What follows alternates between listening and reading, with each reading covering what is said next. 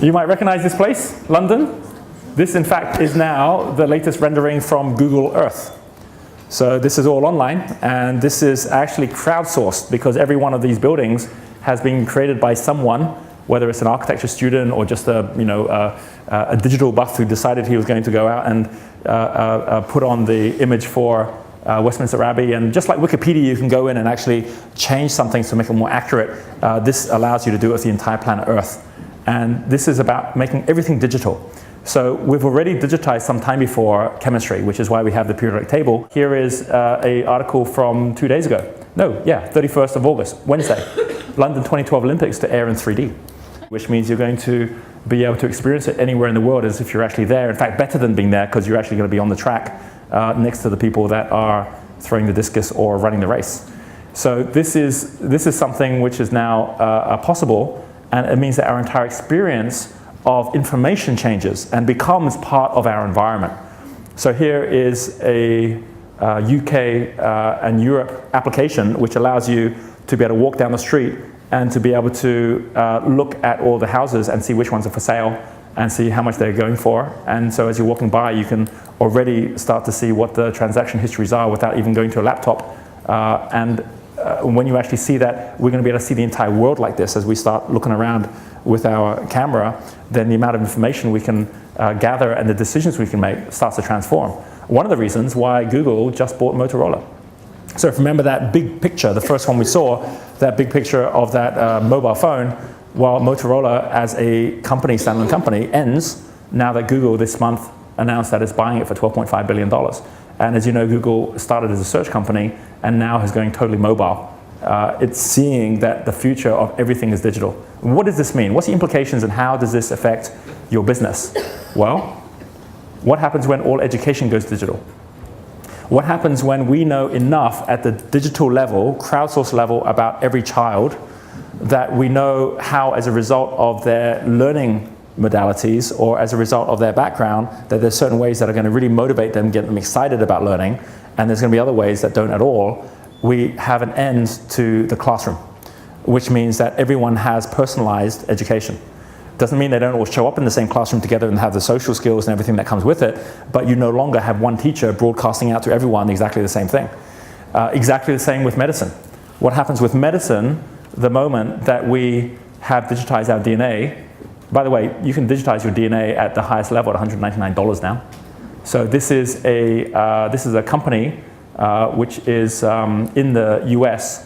I went ahead and did this, and it was the same DNA test which Sergey Brin did from Google, which actually has, when he found out that his number one thing that he was most susceptible to in his DNA was Parkinson's, has made his entire life focus now being at looking for a cure for Parkinson's. Right? It's because of what he found out through this. It's called 23andMe. 23 is the number of chromosomes you have, so it's 23andme.com. If you go there, you'll be able to take a test. It's a saliva test. It measures your DNA. It will tell you exactly what strains you had, where you came from, what was the path from Africa that your DNA took all the way from 50,000 years ago to where you are today on both your mother and your father's side.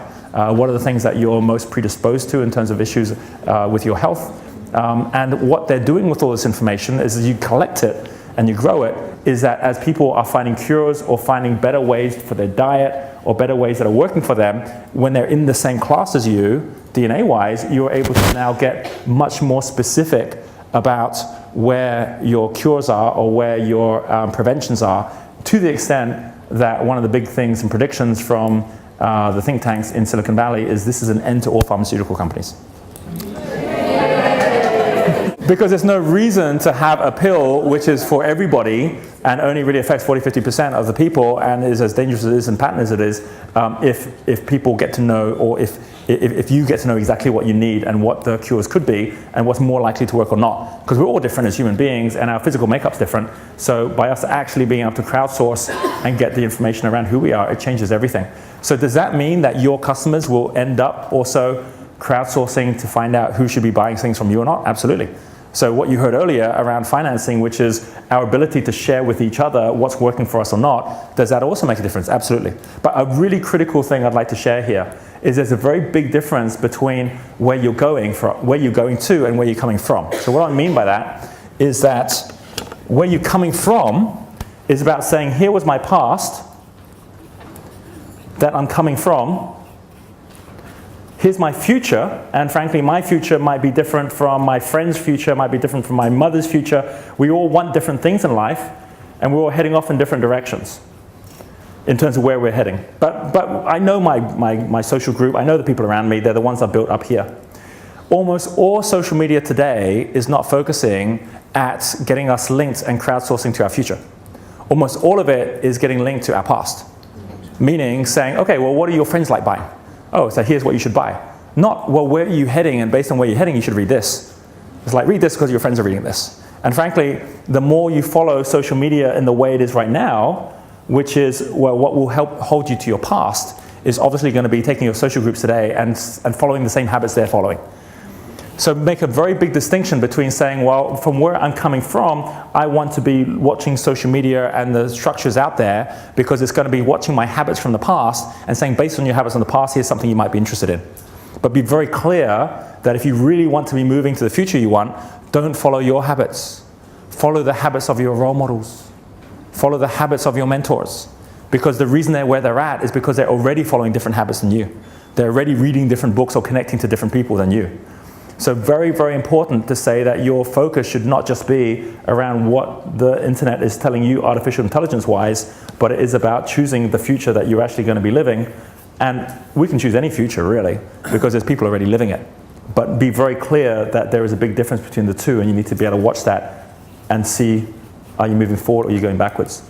I'll take one other step around this as well, which is so key, and that is a big difference between this idea of a foundation from the past and also a focus on the future.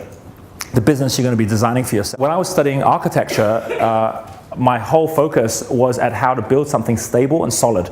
And the first thing they would tell you as an architect is that you need to begin with a quantity surveyor. Why a quantity surveyor? Because he surveyed the quantities. He's the guy who would take his little survey map and his little survey machine, and he would actually measure the contours of the ground so that you could build something that actually fits the ground. Okay, so you've got the contours, you've got the quantities, and from the quantity, you then basically build something which is for what reason? For protection. So you're building something for protection, which is going to stay in one place, and that one thing there, once it's built, good, done, this is the traditional way of building a business. If you take any business plan traditionally from the past, and you go and take an MBA, they would say you need to start by understanding what's your executive summary based on your market. You need to do a market study showing here's the size of your market, and then you need to actually rest your enterprise in that market to take a specific market share with a specific strategy. How are you going to do that? This doesn't work anymore, because this was based on the fact that the mountains don't change. But they are now changing so quickly. Markets are changing so quickly. Consumers are moving so quickly from one thing to another the moment it shows up that you no longer have land to build on. You've now got sea. And when you've got sea, try putting a house on the sea, it sinks real quick, which is why we have these massive corporations which have been built like houses, which are now sinking. And what's taking their place are entrepreneurs coming along realizing my job is not to try and measure what's there and then build a house. My job is to see that the sea's going to keep on moving, so I better build a ship. There's a big difference between a ship and a house, in that ship's designed to move. So this is about quality now. This is about realizing that, in fact, what you're designing is something that's meant to go somewhere. Houses don't move. But now, instead of having a position in the market, instead of having a point in the market, you have a point in terms of which direction you're going to go. It's a different point. And on this one here, as you're looking at what's important, what becomes important is how you're making it flexible enough to be able to catch the wind, how you're watching the stars so you can navigate, how, most importantly, you have a destination which allows you to get somewhere so others can come onto your ship as well. And most importantly, making sure you can swim. Because one really interesting thing about actually getting on one of these boats, which is that even though you might want to swim, that's not the plan of having the boat, you're not going to swim there, there's no crew that would take on a sailor that can't swim. So for a lot of us, we have no idea even how to swim in the water. We don't know how to save our money. We don't know how to create personal flow in ourselves. And that's what the wealth spectrum's all about, to make sure you have a personal foundation and your own wealth first, in order that you then are invited onto other people's ships. You can actually head off in a particular direction, which is not about protection, it's about projection. Projection, one letter changes, the T to the J, and now you've got projects which take you somewhere, purpose-driven projects for your business, which is a different way of working.